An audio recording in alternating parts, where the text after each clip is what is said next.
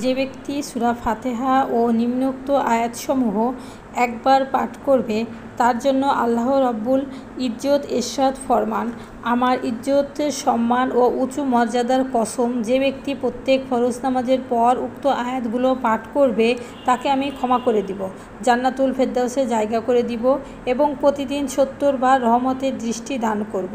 70টি হাজত পুরা করে দিব, যা সবচেয়ে ছোট হাজত হবে আমার মাগফিরাত।